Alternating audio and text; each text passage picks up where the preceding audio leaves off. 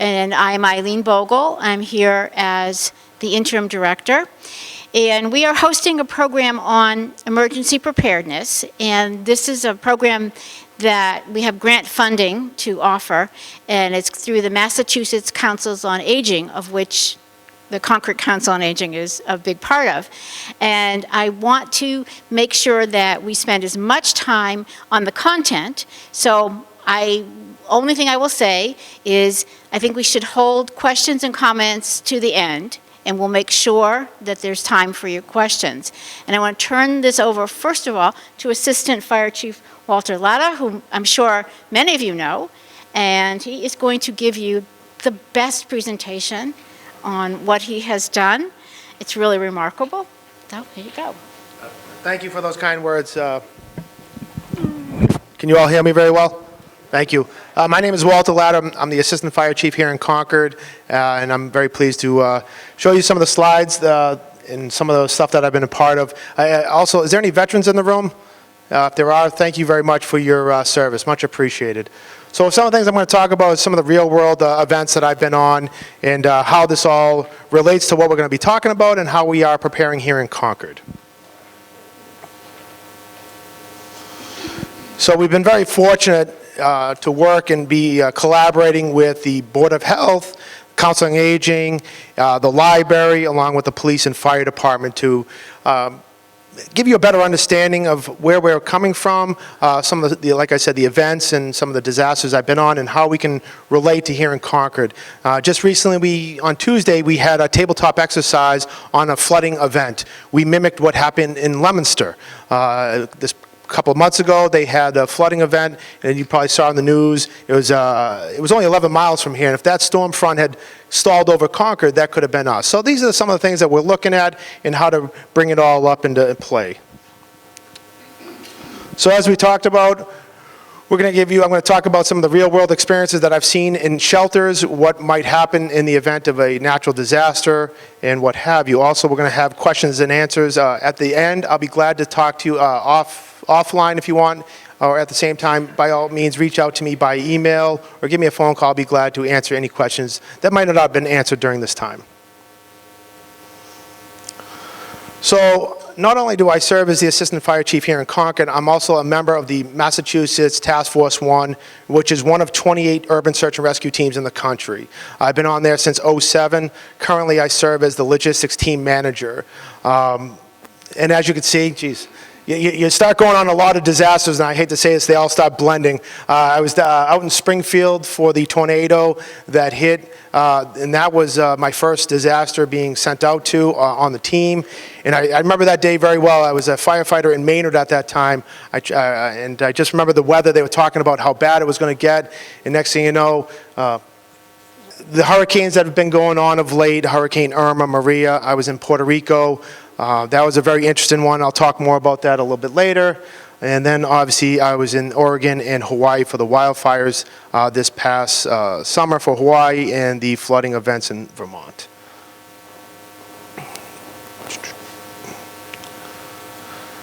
So when I talk about these events, you got to understand there's what they call a no-notice event and then a notice event. So a no-notice event would be like an earthquake. We don't know that's going to happen, right? It just happens. You see it all the time on the news, whether it be LA, some of the islands that you see. So those are what you call no-notice events. I'd also argue that tornadoes are also no-notice events, especially when you start seeing them at nighttime. You know the weather's bad, and the TRICOM, the weathermen are all telling you that. So that's why I have tornadoes up there as notice events and no-notice events. And then obviously hurricanes, right? We've been very fortunate. Meteorologists have been doing a very good job of forecasting these. When you're dealing with a hurricane, and you probably see it on the news quite often, it's that cone, the cone of uncertainty we call it. They don't know which way it's going to wobble. There's a lot of factors. And so we look at, and during like Hurricane Ian that hit Fort Myers, they had projected that was going to hit Tampa, right? A lot of people evacuated out of Tampa, but then it came and hit Fort Myers. And what was I geek out a little bit on meteorology is it was very fascinating to see how much lightnings were in the eye. There was one of those ones that they're still studying, how much lightning was detected in the eye of a hurricane. And just to give you an understanding of how big that storm was, the Hurricane Charlie could fit in the eye wall of Hurricane Ian. So that's how, these storms are starting to intensify, in my opinion. And so that's what I just wanted to let you know.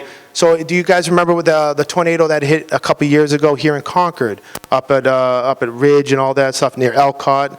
Yeah, that was what you would argue is a no-notice event. And so that's the type of stuff that, you hear the weather's bad, but all of a sudden, wow, we had a tornado come down, a microburst, and can cause and a lot of damage and tap a lot of resources. One of the things that we've been starting to talk about is the recovery aspect. So obviously there's the response, right? The storm hit. Let's open things up. Let's get open some roads, get to people that might be injured. But then there's the recovery aspect, and that's the debris removal. That is opening the shelters if need be. There's a lot of things that go into that, and what you start seeing during a storm and then immediately following is what I call the alphabet soup of agencies. You're going to have Massachusetts Emergency Management here. You're going to have FEMA here. You're going to have Red Cross. You're going to have a lot of agencies that all want to help out and to assist the people that have been affected by the storm or whatever event had hit.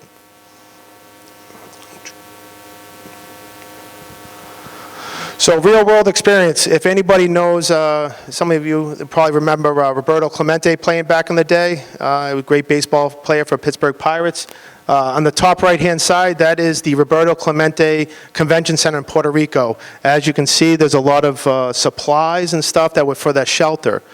That shelter opened up for the people of St. John's and St. Thomas that had to evacuate the island after Hurricane Irma.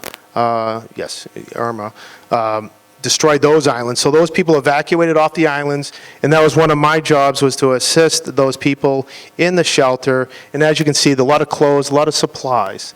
The left-hand corner is when all hell broke loose. That's when Hurricane Maria decided to show up on the island, and that's when all of us decided to get together and figure out what is the primary goals that we need to get going, and what focus on some of the key things that need to be done before Hurricane Maria showed up on that island. Well, one of the key things that came up was to evacuate the people that had kidney disease, that had some ailments that need to get off that island, because Roberto Clemente Convention Center was only rated for a Category 3 hurricane. Maria was projected to be a Cat 4, Cat 5. So we need to evacuate these people out of the building, put them on a chartered flight to Miami to seek treatment in the United States of America. So these are some of the things that will happen, can happen, and you've got to be what we call FEMA flexible. But as you can see in the shelter, there's a lot of supplies that get sent to shelters after and during the time of need. So the bottom left-hand side, as you can see, because one of the things that will get talked about in the slides is you need to bring an abundance of water. I think that it talks about 3 gallons of water. I can rest assure you there will be water at the shelter. MEMA currently has trailers and warehouses full of water ready to go at a whim's notice. It's just a matter of getting that resource, calling up, hey, we need water, delivered to the Harvey Wheeler. So there's a lot of water that is procured during that time. The other one, too, is you see like Stop and Shop, your grocery stores. You see it in the news all the time. When a bad storm's coming, I call, go get the eggs, milk, and bread, right? Because the big storms come and they clear the shelves right out. The other one, too, is you got to understand if you are to open up a shelter, you will be or could be sleeping on a cot. That's something that I've had to endure for several days, sleeping in a cot. That is a gymnasium that we opened up to make a shelter. And we had to commingle with the New York Task Force 1 at New York City. So it's just some of the things that you have to endure for experiencing that. If you were to come to a shelter, there are some amenities already there, but you got to be able to improvise a little bit. And we're going to talk about that, what in the go bags that you're going to want to have. So as I talked about, some of the agencies that you'll be seeing or will be working with is MEMA, FEMA, Red Cross. You have a lot of these great organizations that'll come in that'll say, hey, we can set up some food, some catering for you. And it's just a great way to collaborate with some of these non-government agency offices that you see out there. And you see it all the time. Red Cross, I can't say enough about them. It's amazing what they can offer. Even after a fire, if somebody has a fire, they can help with shelter. They can help with getting somebody to a hotel room and things of that nature. So we are very fortunate. We have a great working relationship right now with MEMA. We're obviously getting ready for the 250th. So we've been meeting with them pretty much monthly to work out on some of the things. So I'm a big fan of how are you, not who are you. You know, make a friend before you need a friend. And so we're building upon that. And we've learned for the build-up of the 250th, it's amazing the amount of resources and assets that they can give to us during a disaster. So some of the things, believe it or not, now I'm going to show my age here. I was not born during the blizzard of '78. I might look like I was. I might call it I'm aging like milk. So I was not around during the blizzard of '78. I was born, though, a lot of you probably remember, there was a miracle on ice. USA beat USSR. Well, there was a miracle at Emerson Hospital. I was born that same day. So what I'm trying to get to here is, as you could tell, I wasn't around during the '78. I know that, or during the gas crises, but as some of that you lived at during the gas crisis, it was no different. You see a lot of people stacking up at the gas stations when they hear a bad hurricane's on the way, and that's something that I always do right now. If I know a bad storm's coming, I go to the gas station. It's just been ingrained in me by my father. My father's an old school Marine, and I learned some real valuable lessons, but he endured that during the gas shortages and the blizzard of '78. He probably ingrained in me to be ready, be prepared at all times. So what I'm trying to get to is that during a disaster, you're going to see backup of lines at gas station. If you need gas, you know the storm's coming, go get that gas. It's no different than what we do now, right? People probably fill up their 5 gallons for their snow blower, or if they have a generator. But I'm just trying to say to you is also some of the critical infrastructure could be damaged, your cell towers. And you need to be able to have a backup means of what ways can you think outside the box, or have your cell phone charged up, your iPad, right? Some of the things could still work. It's just a matter of, you got to understand that, oh, I was going to go get gas. Well, the gas line is around the block and then some. So that's all I just wanted to point out in this picture. So you might be asking, well, what can I do to prepare, and what has the town done to prepare? The town has upgraded the Comprehensive Emergency Management Plan with SEMP that is now put to MEMA. We've identified all critical infrastructures in there, and it's a plan that we can just take right off. We can take the playbook right off and say, okay, these are critical infrastructures here in Concord, and you can get that information if you'd like, or I can talk to you all offline about that, because then there's also an all hazards plan that we did. So there's 2 plans that we do for the town of Concord. One is your Comprehensive Emergency Management Plan that needs to be given to MEMA. And these look at bridges, these look at our substations for electrical, and every department had something to say about that. And then obviously our all hazards plan, one of the things that we have identified is some of the, we saw last year, right, the drought. We had a lot of dry brush. We looked at some areas that could be vulnerable to brush fires and what have you. And so what we started to do there was we started to make maps. We started to get out there and map out the trails and have these big, large maps. So if we were to have a brush fire, we could identify where we might be able to gain access.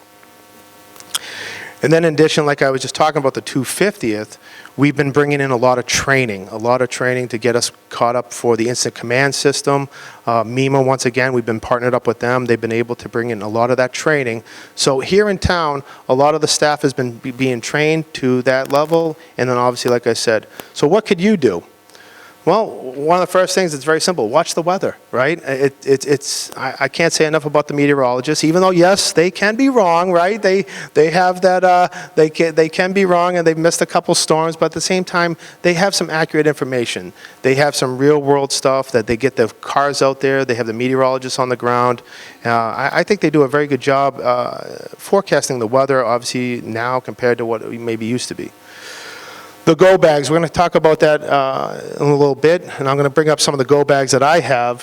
So the black bag is my 24-hour one that basically goes into operations, and then the other one is my I sleep out of bag. So you'll see I have the people that were in the military, I have the meals ready to eat, the MREs, and I was fortunate enough to pick through the box and know which ones I like, because if you've eaten one of those before, you'll be very picky on which ones you want to have in the future. The other thing that you're doing right now is you're attending these meetings. You can see there's been a lot of work put into this. The staff here has done a fantastic job of helping you understand the checklist, what you need to have. And obviously, I tell people, some of the people I deploy with, the first thing they put in their bag is their CPAP. They are not going anywhere without that CPAP.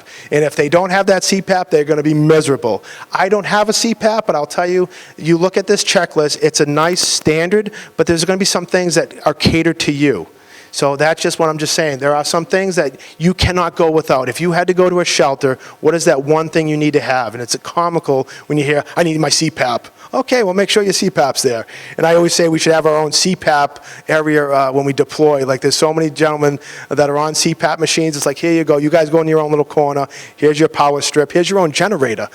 So that's just one thing that we look at. The other one I do want to mention is the file of life. Here in Concord, we obviously respond to 911 calls. You've probably seen our ambulance. You've probably used our services, and I'm sure we've done a fantastic job at that. But one of the things that I can't stress enough is the file of life. A lot of our officers that respond to these calls know that file of life, when I was on the line, I used to go right to the refrigerator. I used to hang up right on the magnet. It's a fantastic piece, and they'll talk a little bit more, but this is where you can have your updated contact information, your emergency contact information along with the meds. But it's kind of a nice little thing to have, and as you can see, it's very small. I'll dive into the go bags a little bit, but when we deploy at Mass Task Force, you can see we bring a lot of stuff with us. And it's extreme because we're going to be deployed anywhere from 14 to 21 days. So that's what we're expected to be deployed for and respond to these events. In Hawaii, I was gone for 18 days. So I had to live out of that bag for 18 days. Very fascinating. So one of the things I want to talk about, are the storms getting worse? Well, you can debate that, or people can debate that, however, but some of the things that I'm seeing firsthand is, so that was the watermark, the high watermark during Hurricane Irene. It was a whole cinder block below. Now you can see the black watermark up high. That was the no-name storm that hit Vermont. It was a whole cinder block higher. The river, the Winooski River, was right behind it. And it's one of those rare rivers that actually flows north. It flows north into Lake Champlain. It was very fascinating. I didn't realize we were chasing a river north. Usually you chase a river south into the ocean. But that was, I just took that photo and it was very fascinating. Like, wow, a no-name storm put down more water than a named storm. So this was, if I can get it going.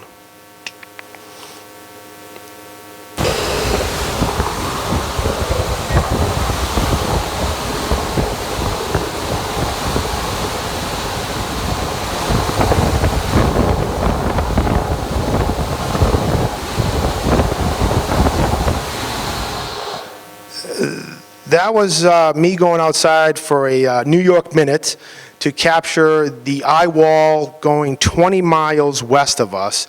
So we were in a hotel seeking shelter during Hurricane Maria. And you know when it's real bad, when the engineer is nervous, the structural engineer is saying that this building is not rated for this, and the safety officer is saying, put your helmets on, we need to all shelter in place. At this time, when I took this film, that car was once parallel parked, but as you can see, it was moved. All of the HVAC had been ripped off the roof. The stairwells were flooding, and the ocean was right behind us. So it was very fascinating, and all I could think about is headline news, 500 urban search and rescue members trapped in hotel, And here we are on an island. Islands always make a very challenging deployment because you just can't call for resources and they can be trucked down. You're obviously on an island. But I just wanted to capture that quick video. Some of these photos that you're seeing have never been seen by the public. These are my personal private photos that I took, so I feel honored to show you people and understand that these are my private personal collection photos and you're seeing it for the first time. So obviously I deployed to Lahaina for 18 days. The fire was on Tuesday and I was out the door on Friday. This was a very dramatic event that occurred that hit the island, and one of the things I just want to show you the devastation that occurred. This was coming off the highway, heading down to the water, to the command post. And you look left, you look right, there was just devastation all around you. And what you can see, though, is some of the small teams that are out there. I think I just passed one gentleman. You have the electrical company out there trying to restore power. You have the National Guard was out there restoring security and protection, because you have a lot of people wanting to take photos. We call it the looky-loos, want to just come in and see what happened. And so that can create challenges. And that does happen on a lot of deployments that we see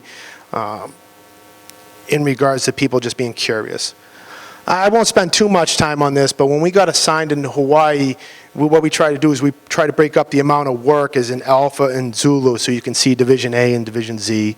But you can see the amount of black dots. Those are all the structures that we had to look at. We had to find these people that were missing and what have you. So there's a lot of work that goes into it. And I thought, and I just want to bring this up, as you can see, the photo on the right, that was our command post. The first person that arrived said, "Hey, I'm going to park our butts right here." And I was like, "Why'd you do that?" "Oh, it's shade. We get 24-hour shade." And I said, "Oh, no kidding, that's thinking outside the box." And that's what you have to sometimes do, think outside the box and when on these deployments. But yeah, he created shade by a vacant gas station, and nobody was going to be using it, so we parked our butts right under a nice canopy. We had shade throughout the whole event, and that was our command post. And it built up as we went, so. I thought about this quote: what can we do to prepare ourselves, right? How do we, the way to get started is to quit talking and start doing. Well, we are doing, right? We're having this conversation now. We're giving you some of the best practices. I'm trying to talk to you about some of the things that I've seen firsthand. And this is how you start, right? We're doing things right now. And this is a great thing that we're doing. Not a lot of people are doing this type of stuff, but we're realizing we're securing grant money. We're going to talk about the go bag that Council on Aging secured. So I just thought this was a very fascinating quote. But once again, this is the team that made it happen. You have the Council on Aging, the Board of Health, the Fire Department, the Council on Aging. It's just a great collaborative that we've been working with, and obviously the library has been very helpful in some of the pamphlets and some of the material that they've been giving out. So you have a great team that's working, that cares about you, and I'm going to be turning it over to them real soon. But in summary, it says it all right there. Having a plan and being prepared is paramount, and that starts with you.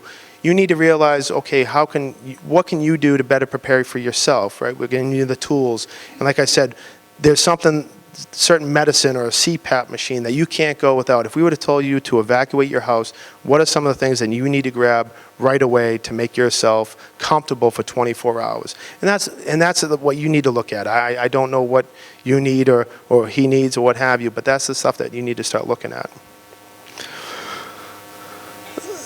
So I thought this photo, that's your handsome assistant chief right there. But the person next to you is also your superintendent of highway. That's Aaron McCloskey. He too is a member of the Massachusetts Task Force 1, and he's a logistics specialist. So him and I were deployed up in Vermont assisting the people. Then the top left corner was the people, the logistics crew that I got to work with that made things happen in Hawaii. That was, we were serving over 428 people, and there was all of 5 of us that were making things happen. So it's a lot of fun working with some of the best, but there's a lot of things that can go wrong, will go wrong, and we try to make it, we just try to make that experience as best we can to provide you some of the information that you're going to need to know during a disaster. So this was my last night in Hawaii. I took this photo. I won't go too deep in it, but I just want to say thank you for your time, your ears. I can go on, and that's why I'm trying to make brief and talk quickly, because there's some more important stuff that we need to talk about. But that's my information. If you want to reach out to me, I'll be glad to. I like coffee, so I'll be glad to come and have a cup of coffee, talk to you privately, talk to you one-on-one. If there's anything that you might have thought about when you go home, please reach out to me. I'll be glad to talk to you. I can talk all day. That's the Italian side. I apologize. So at this time, I'm going to turn it over to more important people. Maura has the checklist that you all have in hand, but thank you for your time. I appreciate it.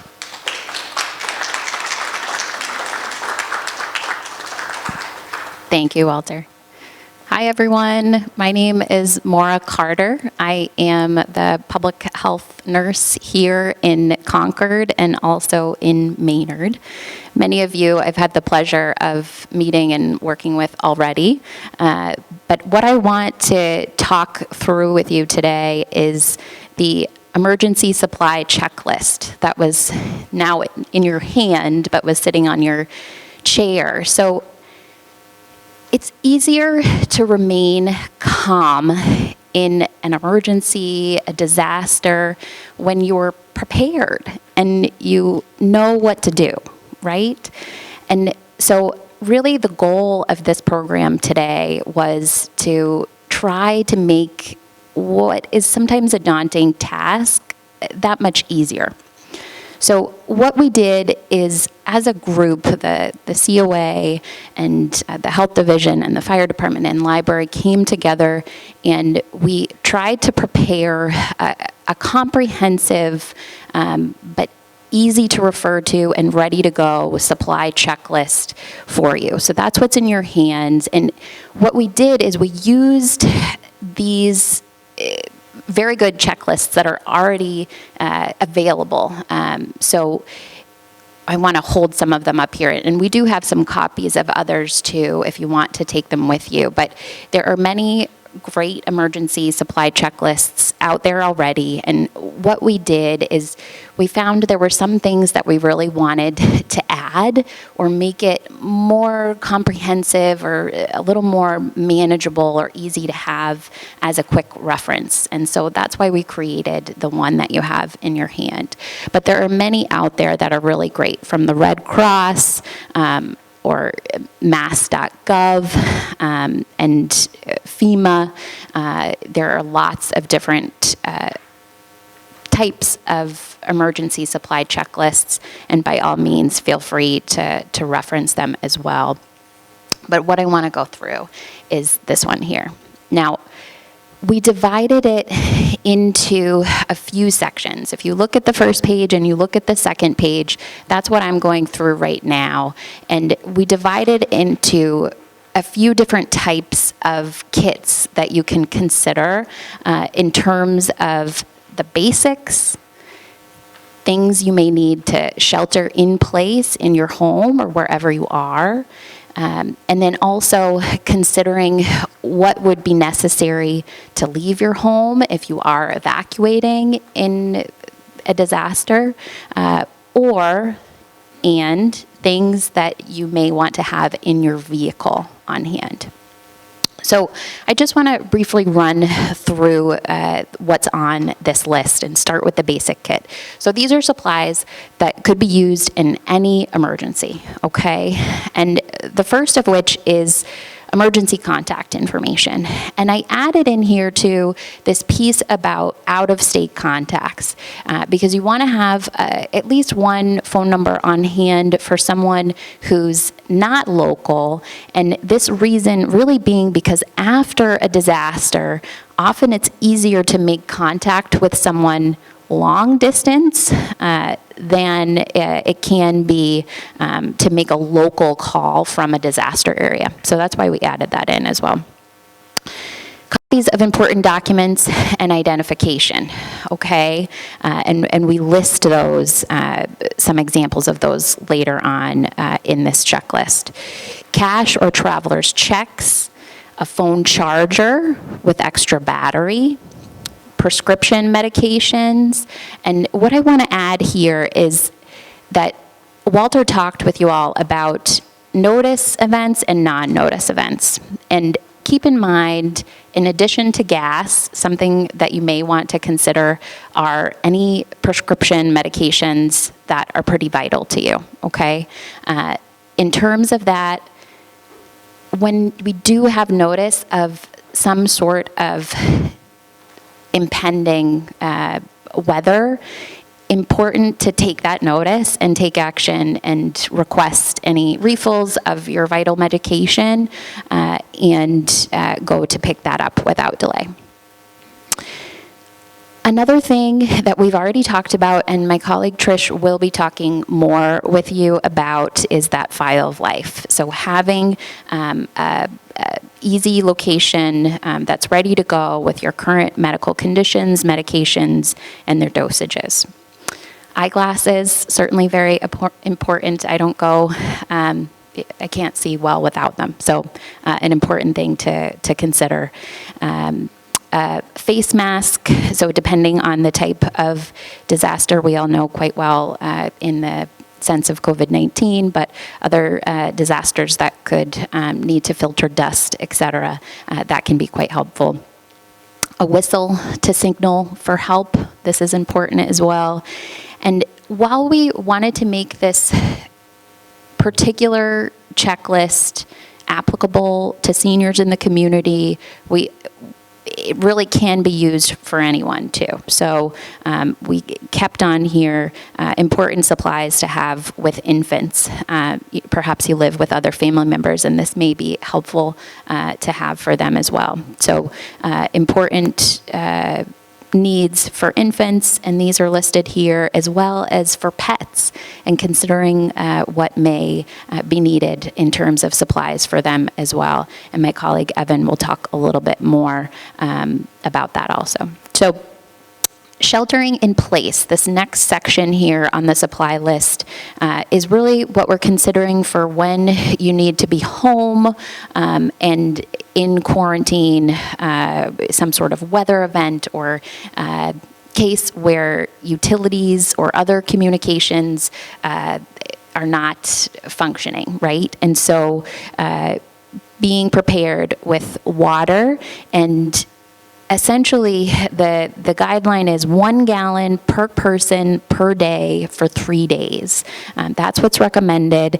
And as Walter was mentioning earlier, this is something that is important definitely to have at home, and then how much you bring with you if you need to evacuate for an emergency will depend on where you're going. If you are going to a shelter, then you would expect to have that there, but if you're evacuating without going straight to a shelter, then having more water on hand is quite important.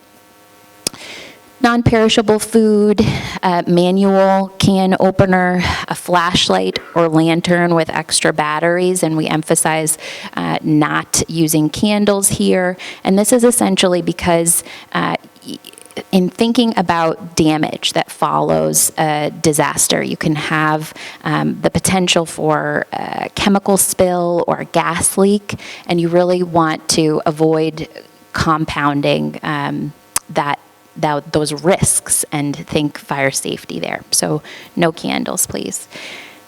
A first aid kit and manual and thermometer, a battery and hand crank radio with extra batteries, matches in a waterproof container, and household cleaner or disinfectant.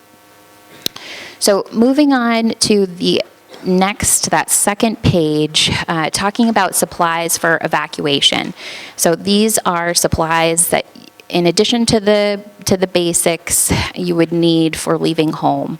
And keep in mind too, so this checklist is meant for you to be able to write on, okay? So that when you are planning your stationary kit at home, or your vehicle kit, or your go bag to take with you in the case of evacuating from your home, the checklist is meant so that you can check off what is in your kit or in your supply section at home.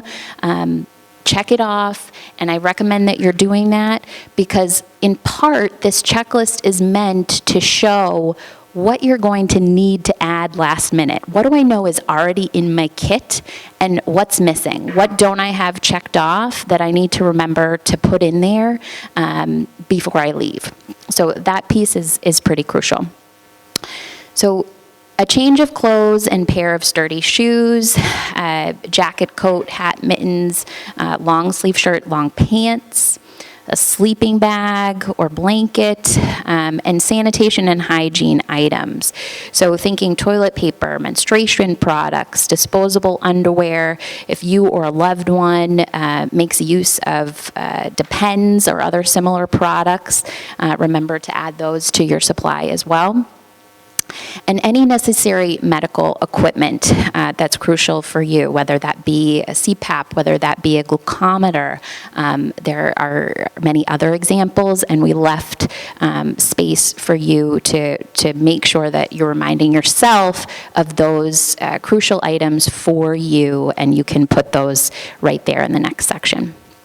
So thinking about a vehicle kit, and these are supplies that you would keep in your car and in case of disaster or emergency, and these are flashlight with extra batteries and bulbs, local or regional maps, a first aid kit and manual, jumper cables, tire repair kit and safety flares, bottled water and food, okay, and then cold weather considerations and warm weather considerations.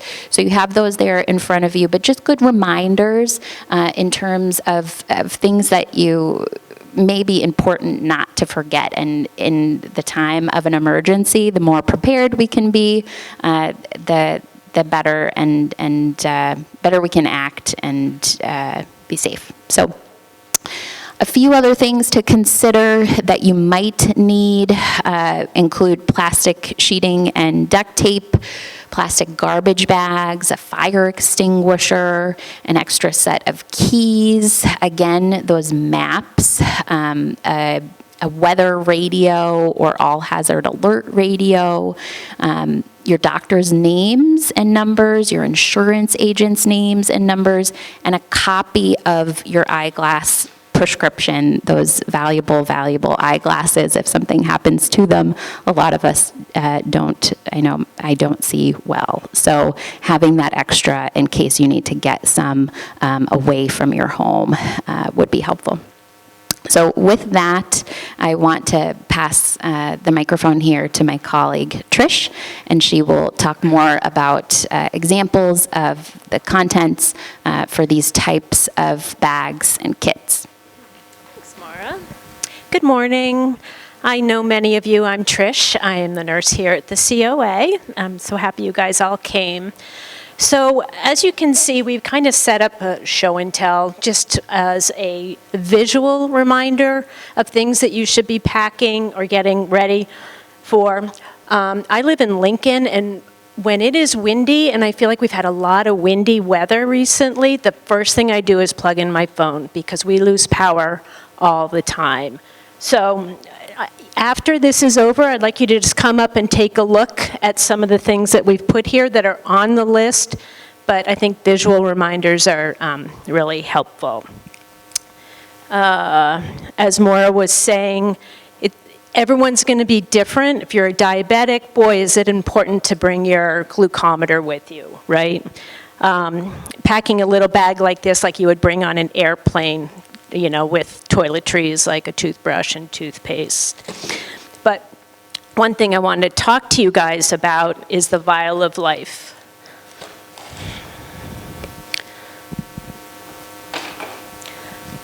A lot of you guys, I'm guessing, already have this on your refrigerator, yes? You go. Great job. So part of the program here today is leaving with some freebies. How about that? So when you leave, I want you guys to come over here to this table. You can bring home with you a new shopping bag, because that's always good to change. Those get kind of gross. Pill boxes, if you'd like, and a vial of life. So for the people that don't have it, or if you need a new one, please grab one from the bucket there. There are 2 vial of lives in here. One is for your wallet, and one is for your refrigerator. As a visiting nurse for 30 years, I've often gone to a new patient's house, find they're in trouble, I need to call 911, and I may not know everything about the patient yet. If this is on the refrigerator, boy, am I really happy. It's really helpful for the paramedics as well. In the vial of life, I'd like you to fill it out in pencil. because medications change, right? Sorry, it's just hard with that. So, you guys, it's very simple. Your name, emergency contact information. Oh, Melanie's going to be my model. This is great. Wait, I need my glasses. Okay, so again, your name, who are you going to call? Like, if I have to take you to the hospital, I want to call a family member to say she's on her way and she's safe. Name medications, that's why I'm saying do it in pencil, because things may change. Please turn it over, model Melanie. Recent surgeries, it's important to know if you've had a hip replacement. What if you're unconscious and they want to do an MRI in the hospital? They've got to know if you've got any metal hardware in there, right? Medical conditions, allergies, and medical insurance. So this is really, really helpful. If you're going to do anything for me as a nurse, I'd really love you to fill out your vial of life today, or grab a new one, redo it, because it's probably been a little while since you've done it. I thank you on that. All right, so Melanie, I still need your help. Can you hold this for me? Sure. Thank you. Another little giveaway you're going to get over here is something called a document bag. It's a Ziploc bag, and in here, you're going to see the checklist right here, what you are supposed to put in here. If there is a flood, you want to make sure you have a copy of really important information. My medication list with your doctor's name. But if you fill out your vial of life, that's good. But even if you want to do a vial of life, because you're going to get lots of free ones, stick another one in your document bag, okay? Another one of your parting gifts. And I think that's it for me for vial of life and the document bag. But again, we'll take questions in the end. And yeah, thank you. Oh, I can do, but I was going to go last. I'm last, right? What? I'm going to do the car kit, but that's at the end, right? Why don't you go? Anyone can go. Hello, everyone. Is this too loud? Is it okay? All right. My name is Evan Foisey. I've been with the Concord Fire Department for 10 years now. Cumulative, been a firefighter for 15 years. So my full-time position is I'm on the fire truck, but my additional role is I am the department's newly appointed SAFE coordinator. So what I do is teach fire and life safety education to students and to seniors within the community. So new role to me, I'm enjoying it. If anyone knows Captain Sean Murphy, he was the previous coordinator, so he helped me a lot with this. And everyone's worked really hard on this list and the materials, so I hope you're finding it useful. And we don't want anyone to go home confused or nervous. Everything that you should need should be on this pamphlet, but if not, talk to us, talk to the fire department, COA. We're all here to help. All right? So we went over the contents of the bag and what you might need. I'm going to go over planning tips. What do? I have all my materials. What do I do for which kind of situation? I'm going to try not to read off of the pamphlet, but I think it's important that we cover everything on the pamphlet. That way you know what's in front of you. So if you could go over to the emergency planning tips portion of the pamphlet. Everyone find it? All right. So, think about which emergencies and weather events are most likely in your community and how each might affect you. Earthquakes, hurricanes, winter storms, thunderstorms, flooding, house fires, wildfires, etc. I think the big ones that a few of us have noted was winter storms, thunderstorms, flooding. So this checklist should help you in those certain events. All right. As Moira mentioned, your kit should include enough supplies for at least 3 days, and refer to our emergency checklist. When we were making this course, we were worried, what if everyone can't fit everything that they want inside of the bag? Because it may seem overwhelming, the amount of items that are on this list. But try to do your bag as best as you can, and then any items that don't fit in the bag, you just carry with you into your car a couple of trips, which Melanie will be talking about. All right? And every item you may not need every item on this list. As Chief Latta said, it's kind of catered to you what you need. All right. Next is store your supplies in an easy-to-carry container, backpack, or duffel bag with or without wheels. Consider vacuum sealing certain items to fit more and keep them dry. Now, I'm a firefighter in town. That bag is massive. That's huge. I would probably have a hard time carrying that bag, or all these bags at once. So find a bag that's good and comfortable for you, and that you can fit your items in. And vacuum sealing is actually very important. Does anyone vacuum seal anything like clothes? Or it definitely condenses things. As you can see, Chief Latta with his bag, most of his clothes are vacuum sealed so that he can fill it up. There we go. When I got on the team, they said your bag should be able to be thrown in the river and float. And Right. as we go to our lot of rain, I just put it all in a big vacuum sealed bag. Yep. Yeah, which is great. And if anyone needs help with vacuum sealing, I'm sure the COA would be able to help, or family members. So another great thing.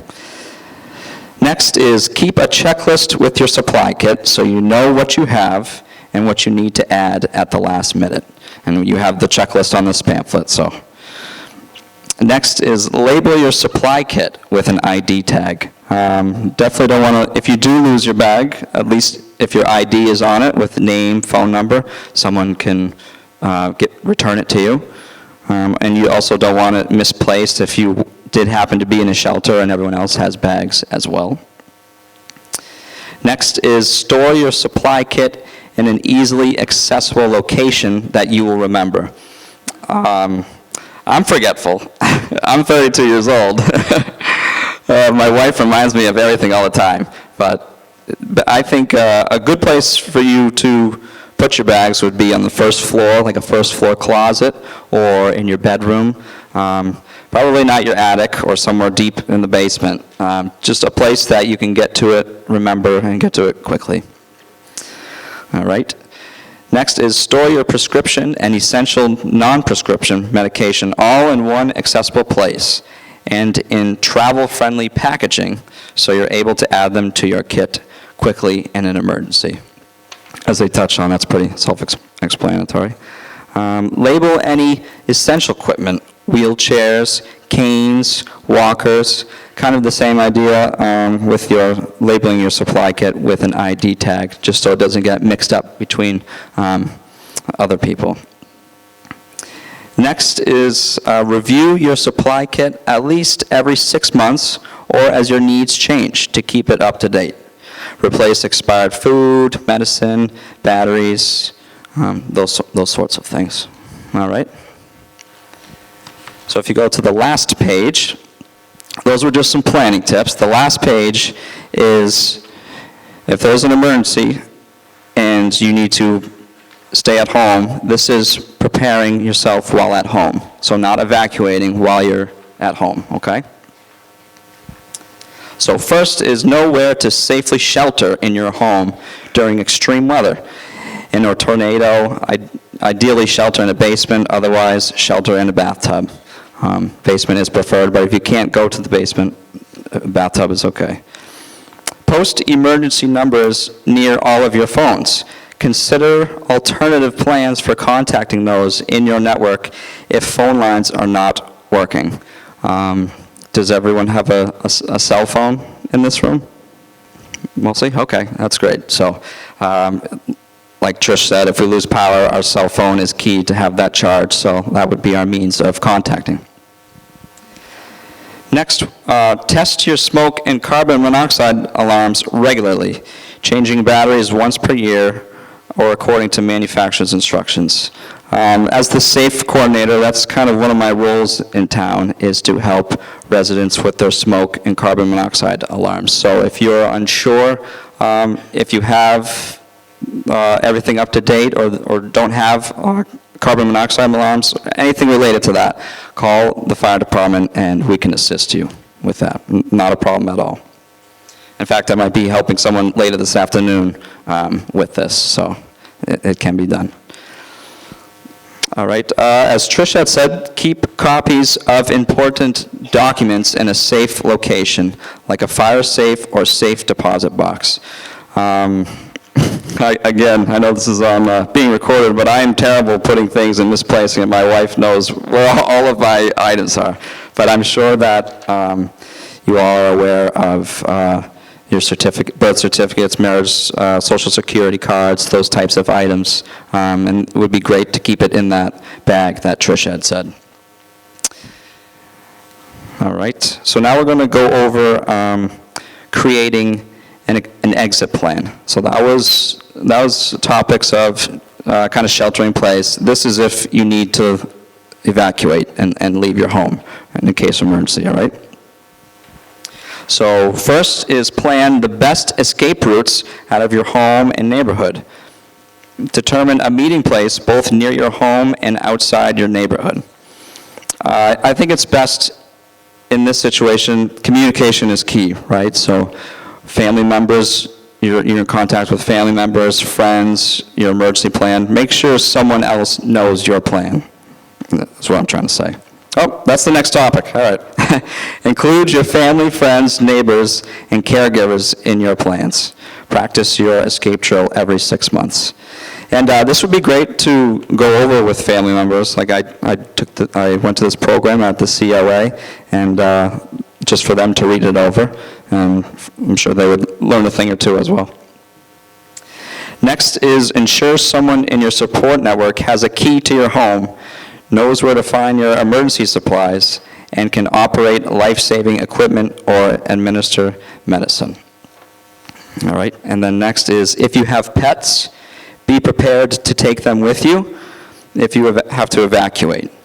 Be aware that except for service animals, pets are not permitted in emergency public shelters. Make a list of family, friends, boarding facilities, vets, and pet-friendly hotels that could shelter your pets. That is a common question that we get in an emergency. What do I do with my cat? What do I do with my dog? It's great that with this you can kind of plan ahead so that confusion is not there in the moment. And then lastly is if you receive home care, speak with your case manager about their emergency plan and how they can assist with yours. And then, like I said before, in addition to case managers, if you're confused or overwhelmed on anything, we are here. I'm on shift 24/7, or someone is at the fire department. We would be glad to answer any questions. I know public health would, and everyone else involved. So, perfect. All right. I'm going to pass the mic to Melanie now. I have a demonstration. But were you going to demonstrate your bag, or do you want me to go? Okay, so I'm going to demonstrate your car bag. My name's Melanie. I grew up in rural Vermont. Fire department is volunteer there. What that means is they have to leave their day jobs to come rescue you, right? Police are 30 minutes out, minimum. So you had to learn how to be self-reliant. And we learned early on, if you got off the road, you're on your own. I grew up before cell phones. I'm not that old, but cell phones did not exist, right? And you had to fend for yourself. So that carryover, I don't have a go bag. I have what's called the mom bag, okay? This has everything in it in my car, and then I add to it, all right? If I know there's a snowstorm, I have a little shovel. I throw it in the car. It's a little blue kitty shovel. That way, if you go off the road, you can shovel your snow. I have a scraper. I actually counted today. I had 3 blankets in my car, but I only brought 1 in to show you. 3. I have a first aid kit. This is a blanket. It's a blanket. This one goes in with me to when I'm my mom bag. I go to football games and it's freezing. This comes out and it wraps. It's waterproof on the outside. It's pretty sweet. I have a flashlight. All right. I work in public health, and no matter where I go, I'm on public health duty. So I actually have a bag of gloves and a trash bags. I have a whole roll of trash bags, because before this, I also am a scout leader. And whenever we can, we get scouts, they're standing around, and they're doing nothing and being a little bit antsy. We say, oh, pick up trash, service. Keeps them busy. So I am always armed with that. I have jumper cables, right? I've had the opportunity in life to have cars that need to have jumper cables. Isn't that a blessing? I have my MRC bag, which was a go bag I was given. Has masks, work gloves, another flashlight. I usually have water. I didn't bring that in. I have an umbrella. Okay, and I have all the stuff to change a car tire. It comes with me. All right? What did I miss on that list? I didn't look at the list. I just brought my bag out of my car. It's my car kit, okay? So, anybody have any questions about the car kit? Why have it? What's in it? What might you want to have in it? Okay, I'm going to turn it over to somebody else. Thank you. Well, thank you very much, Melanie. That's a great car kit. I might have to look at my car and reevaluate some of that. Nothing worse, though, than breaking your ice shield, the ice one, and it snaps, and now you got to wait for it to defrost. I can't stand that. So as we talk about, obviously I'm on a disaster team, and some of the things we can be deployed for 14 to 21 days. So I have, over my career, looked at many things and said, oh, what can I tweak? What can I buy? So we talked about, I have a 6-foot-long cord, because there's nothing worse than that outlet being there and your cot being here, and you need, so I went 6 feet. That seems like a good one. I got some of my buddies, they got 12-foot longs. It's like, geez Louise. But never hurts. When we deploy, right, we're burning a lot of calories. I bring electrolytes. You see electrolytes, you can probably get the squeeze ones if you want. After a while, drinking water for 72 hours straight, it gets a little boring. I like a little flavor. So I have electrolytes in my bag. One of the things I learned over time is, this is probably one of my saviors. I've gotten 3 of these now. You can buy these on Amazon. It's a solar energy, it's basically, it can be charged by solar, but it has a flashlight, it has a compass. This can charge your iPhone or iPad up to 5 times, fully charge it. It's a nice little thing to have, very easy to store. Like I said, some of the ones that are out there now can jumpstart a vehicle. So it's pretty impressive. You can come on up, see it and all that stuff. It gives indicators. Obviously, I'm far away, the blue indicators. I charge this up, and it can charge, like I said, my cell phone and all the things that are out there. And also it has the flashlights on the bottom. So I call this my operation, my 24-hour bag. So when we're in theater, we're supposed to operate downrange for 24 hours without any support. So I have a whole change of clothing. So just to give you an understanding, in Vermont, we operated 3 days in a row with 4 hours of sleep each day. We were working 20 hours a days without any rest, without any relief. Just like you, I have my meds too. I was told 21 days, so I got all my meds ready to go as well. Nothing worse than operating in the dark or going into the porta potty in the dark. So I always have a glow stick, light up the porta potty that I might have, and this is also a good flashlight. I'll tell you right now, nothing worse than when somebody, first time deployment, they turn on all the lights when you're sleeping, and you're like, come on, man, can't you just use your cell phone or use a glow stick and things of that nature.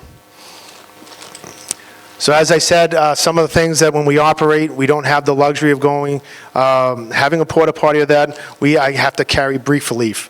This is our brief relief if we have to use in the woods or what have you. It's a unique bag. It's a disposable one-time use, but we're all supposed to carry that.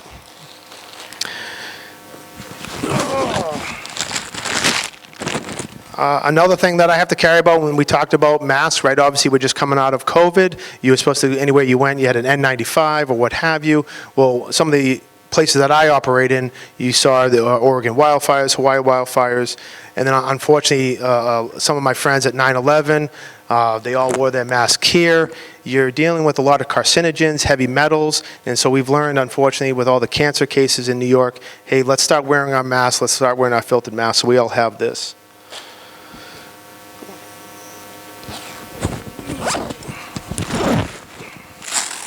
So one of the things if you get to know me, I can't go anywhere without chapstick. I love chapstick. Summer, winter, I have to have chapstick. So in this pocket, I have numerous chapsticks that I just can't live without. And I have some batteries. But the other one that I've learned over my time from some of the senior members that I've got to work with is, yeah, you might be without power, but if you go down to the grocery store or whatever, they'll still accept cash. So I always have a little bit of cash in my pocket, make sure that it's always in, I call it the little tucky, the little 20 tuckies here. So if you go to that store that might be without power, they'll still take cash. Okay, fine, I don't get change. It is what it is, but I need that piece of equipment, or I need that chapstick, okay? So I always have a little bit of cash.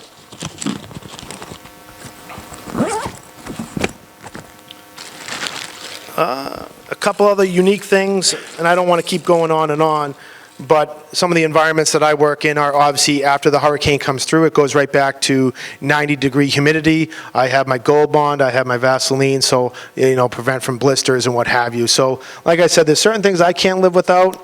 For some of the other members here in the crowd, so some of our downtime, what do I like to enjoy? I can't go without, is my cribbage board. So I have to have my cribbage board, right? You got to be able to take up some of your mind. I love cribbage. I've taught 3 out of my 4 kids. It's just fantastic stuff. And I think I've taught 5 of the members on the team, and they sent me a photo last year that he got his daughter and him a custom cribbage board. So these are the things that you got to do. So like I said, there's going to be something that you can't go without, and I'd highly encourage this. Talk about the lights coming on. If you are being sheltered in the Harvey Wheeler, wherever have you, and you need to have your darkness, well, this is what I sleep. I put it right over my eyes, and now it makes that instant darkness. That's just what I sleep with when I get deployed, because people like to turn lights on and, have their bathroom breaks. I can go on, but I have a lot up here I'd be glad to show you. Shower shoes, right? You're going to have to shower. You're going to be probably sharing that shower. So these are the shower shoes that I bring with me. I also have my bag, my toiletry bag. All my good stuff right in here. All the stuff I need for toiletry bag. So, and then the last one that I want to just show, get the small little Purell. Nothing wrong with having a little bit of Purell in your bag, a little hand sanitizing, and then disposable toothbrushes. I love brushing my teeth on deployments. It's something that's brings you back to okay, I'm still human. A little toothbrush to let you know, okay, things are all right. So I have a lot more in my bag, but I don't want to eat up any more time. I appreciate your time. I know it's very valuable. I will now turn it over to the one that made this all happen. So clearly our message to you is we want to help you be prepared. And Nicole is, I hope some of you must know her, is here. And I think if you have concerns or worries, that's, the social services team and the nurse team are really here to talk with you. On our end, we ask that if you want to be on a list of people that we contact. If there's something happening in town, we can do that for you. The grant that we have also pays for the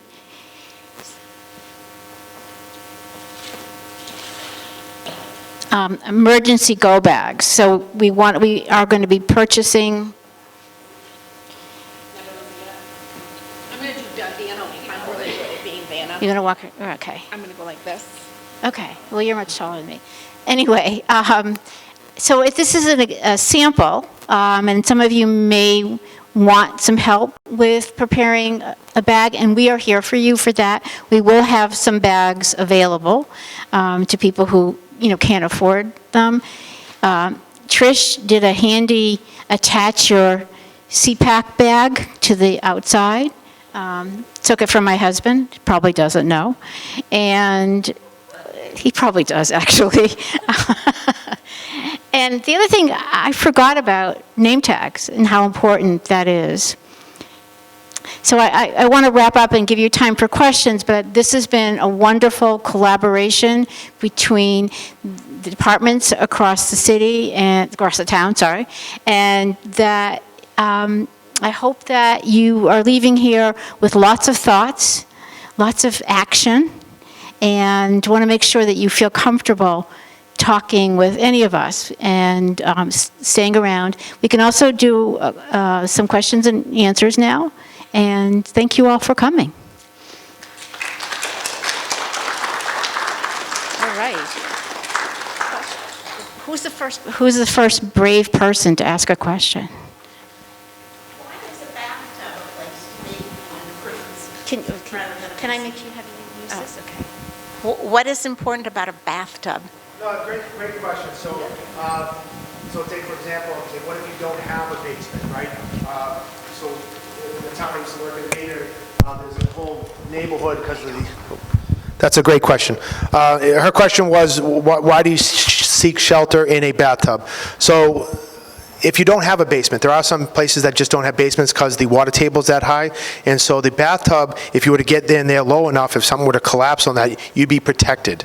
So there is that old saying, get in the bathtub so it can protect you, because a lot of the older bathtubs are made out of cast iron, and that's a pretty strong metal, and it can handle that. So that's some old school thinking. To give you an example, it did actually save a life in West Springfield. So when the tornado came through, the mother dove on to the child, and unfortunately she succumbed to her injuries, but they went on the second floor, jumped right into the bathtub because they couldn't get to the basement fast enough. So sometimes that bathtub can handle a significant amount of... laying down in the bathtub is what they want to teach you. Great question.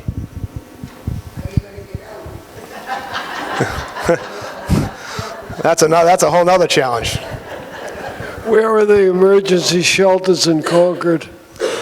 Very good question. So his question was, where's the emergency shelters in Concord? So you have right here at the Harvey Wheelers the primary shelter. We also look at the schools if we have to, right? You have to take it into all consideration. So that would be the high school would be your another shelter. Any other questions?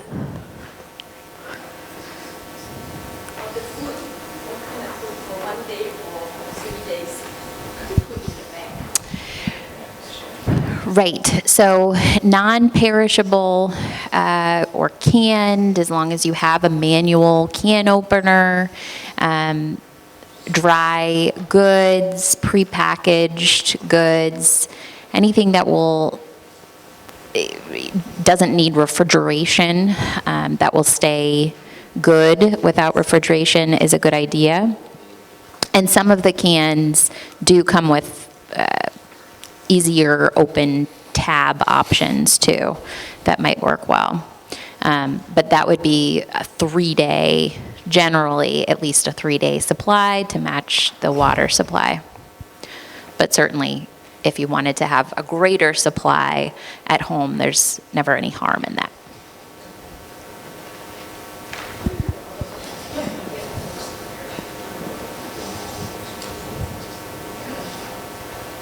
Well, if that's it for questions, thank you very much. I'll be up here if you want to go over any more things one-on-one. If you have any one-on-one questions, I'll be glad to answer them as well. Thank you very much. Much appreciated.